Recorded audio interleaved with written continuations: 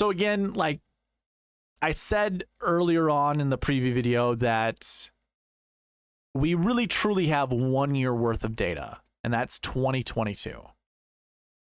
This is the first year that this tournament has been played at this golf course, Vidanta at Vallarta. It also is the first time this event has been more than 66 golfers in the field. So like if we go back to 2021, this was the Workday, what was it called? The Workday Charity Open or something. The Workday, I think it was just, I just called it the Workday WGC event, or WGC Workday. I think that's what it was. And you can see there were 72 golfers in the field. So when we look at past optimal lineups in 2021 and 2020, let me hide some of these things. I forgot to hide them. 2019, this isn't the same event. It's not even close.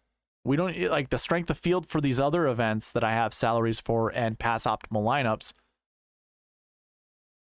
those were limited field events where your strength of field was probably 600 or greater, maybe 500. I guess what I could do is just look.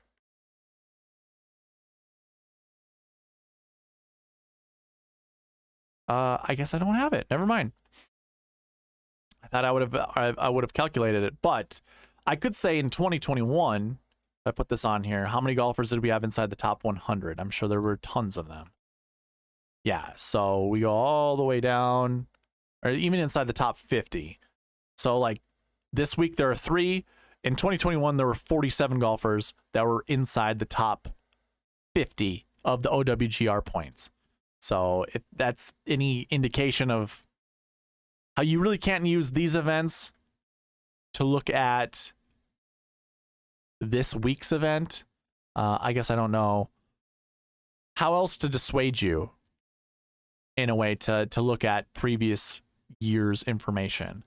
But yeah, I'm not even going to. I was going to say let's go into pass optimal and GPP winning lineups for 2018, 2019, 2020 and so on, but these years are kind of irrelevant at this event. 2022 is really truly the only year we can look at. I don't have course history or last year information you see there. That's not relevant to the pass optimal and GPP winning lineups. So let's go ahead and just talk about this 1 year worth of data that we have. Your optimal left $700 on the table. Your GPP winning lineup did not leave any money on the table. You used all 50,000. So your optimal are all the golfers here with the black tick mark, and it included John Rahm at 11,300. So he's obviously $7,000 more expensive this week. I still would play John Rahm. Goes to Brandon Wu at $7,300. Kurt Kitayama at 71. Davis Riley at 85. Lipsky at 77. And Alex Smalley at 7,400. Again, this equals 49,300, so you're leaving $700 on the table, which is really interesting because Tony Finau finished second. Keep that in mind. So we're looking at price disparities.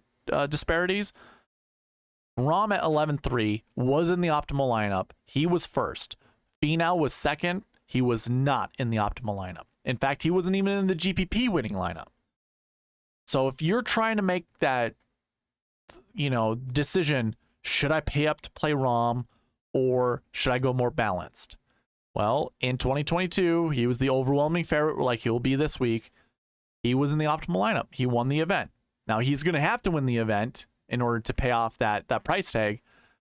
But if he can do it in 2022, he's probably going to do it in 2023, or he obviously easy to do it in 2023.